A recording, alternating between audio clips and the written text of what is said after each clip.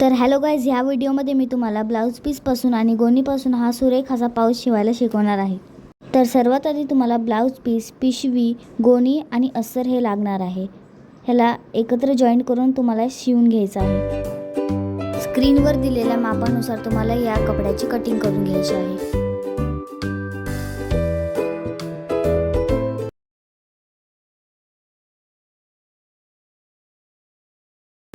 ह्याला आपण फोल्ड करायचं आहे आणि स्क्रीनवर दिलेल्या मापाप्रमाणे आपल्याला ह्याचे मेजरमेंट करून घ्यायचं आहे।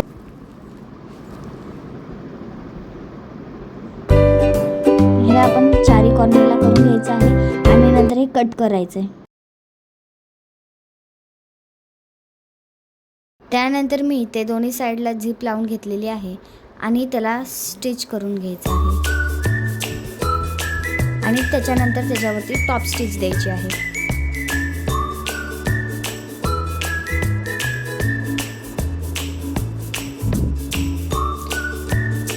मी रनर जोडून घेतला आहे आणि त्यानंतर आपल्याला पाऊचला फ्लिप करायचं आहे।